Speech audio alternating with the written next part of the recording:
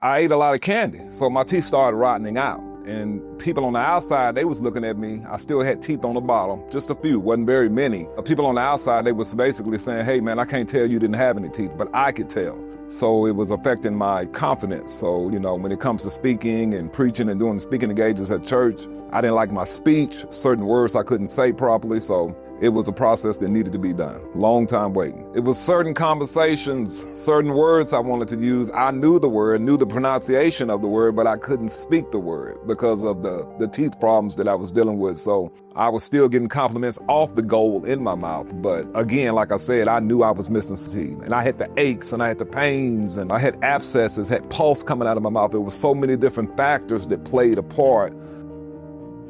The breaking point was my last speaking engagement. I was taking a picture and I was in a church. I had already did this revival and I was speaking at the revival and it was time to take pictures, kind of like this setup. And I was taking pictures and the way I was holding my mouth was like sunk in, like my jaws had went in. I was like losing my facial structure. It was sinking in. And I can tell like, man, my teeth, like my gums were shrinking because I didn't have teeth, but they was rotten roots inside of the gums.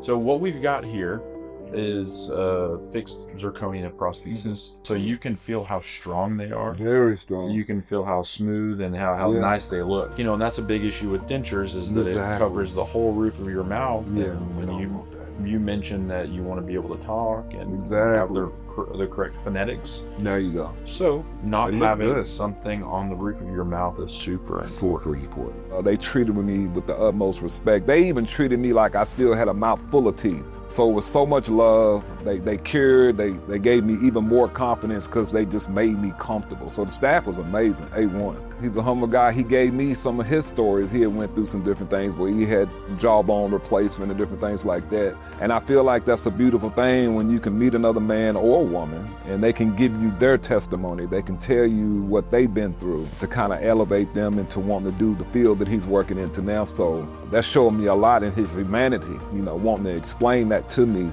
You know, he was super humble about it.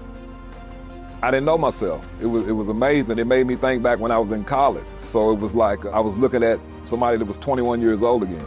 So it was an amazing thing to see my smile. So a lot of times I was smiling, didn't even have nothing to smile about because I'm trying to learn my smile because I hadn't smiled in over 20 years. So at the end of the day, I'm walking around the house and he did such an amazing job. A lot of times I'm smiling, didn't know I was smiling because my wife kept looking at me. She was like, why are you smiling? I kept telling her, I said, babe, I don't know. You know what I mean? I said, I'm just thankful I got these teeth in my mouth. She said, what you smiling at? Did you somebody tell a joke? And I'm like, nah, ain't nobody told nothing. I'm just smiling. Don't know why I'm smiling. I said, look at these teeth.